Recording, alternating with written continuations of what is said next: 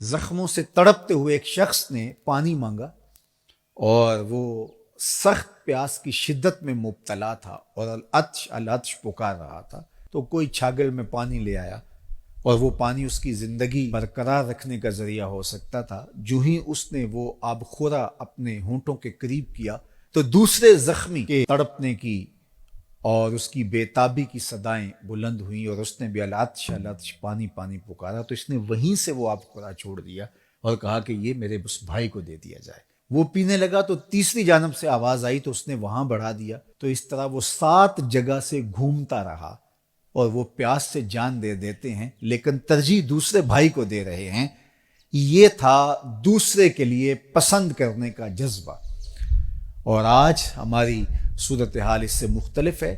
اس لیے آج ایک ماں کے بیٹے، ایک باپ کے بیٹے ایک دوسرے کے لیے سینوں میں نفرت رکھے ہوئے زندگی کو کتنی تلخی سے بسر کر رہے ہیں۔ زندگی محبت سے گزرتی ہے، نفرتوں سے نہیں گزرتی۔ جب آپ کا دل کشادہ ہوگا، دل کا شیشہ صاف ہوگا، یہ شفافیت زندگی میں جمال پیدا کرے گی، زندگی میں خوبصورتی پیدا کرے گی۔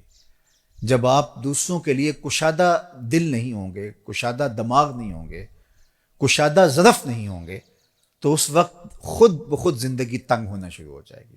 تو وہ ضابطہ دیا میرے اور آپ کے آقا و مولا نے کہ لا یؤمن احدکم حتی یحب لاخیہ ما یحب لنفسہ۔ خوبصورت معاشرت کی ضمانت ہے حضور علیہ السلام کا یہ فرمان۔ یہ دلوں کی تختیوں پہ نقش کر لیجئے اور اس کو زندگی کا منشور بنا لیجئے۔ زندگی سوکھی بھی ہو جائے گی اور آپ ایک نافع وجود کی شکل میں اس معاشرے کا حصہ ہوں گے۔ اور وہ کیا ہے؟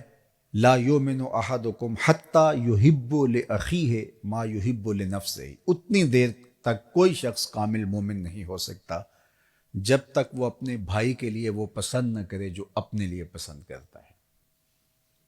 جب معاشرہ ان رویوں کا حامل ہو جائے گا تو مجھے بتائیے کہ یہ جنگ و جدل، یہ شریکہ برادریوں کی لڑائیاں، یہ فسادات، یہ خود غرضیاں اس معاشرے کو جہنم زار بنا رکھا ہے جن چیزوں نے، یہ کہاں باقی رہیں گی؟ صرف یہ حدیث حسن معاشرت کی ضمانت ہے اگر اس پر میں اور آپ عمل پیرا ہوں۔ اس لیے مجھے اور آپ کو یہ طے کر لینا چاہیے کہ یہ زندگی کا بہترین اسلوب ہے اور خوبصورت انداز حیات ہے جو سکھایا گیا، اور ایمان کی ایک خوبصورت تعبیر پیش کی گئی کہ کامل مومن ہوتا کون ہے۔ ہم نے ایمان، صوم و صلات کو قرار دے دیا ہے۔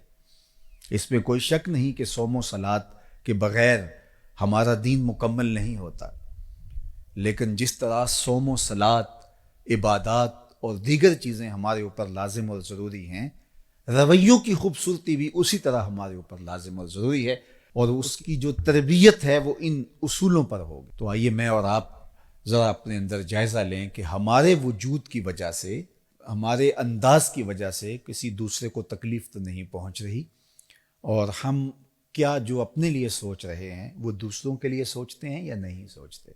خوبصورت انسانی رویے اسی معاشرت میں پنپتے ہیں جب اس طرح کی سوچیں نشو و نما پاتی ہیں، اور اس کے مقابل جب خود غرضی کا مزاج پیدا ہوتا ہے تو پھر معاشرہ انسانوں کا معاشرہ نہیں رہتا، وہ وحشیوں کا اور درندوں کا معاشرہ ہو جاتا ہے۔ اس لیے یہ حضور علیہ السلام کا فرمان کہ اتنی دیر تک کوئی شخص کامل مومن نہیں ہو سکتا جب تک وہ اپنے مومن بھائی کے لیے وہ پسند نہ کرے جو اپنے لیے پسند کرتا ہے۔ ہمیں پتہ ہے کہ ہمارے لیے اچھا کیا ہے اور ہم کن چیزوں سے سرشاری خوشی اور فرحت محسوس کرتے ہیں، اور ہم وہی اپنے دوسرے بھائی کے لیے جب کریں گے تو ایک صالح معاشرت تشکیل پانا شروع ہوگی، اور یہ مقصود ہے دین کا، ایک پاکیزہ معاشرت۔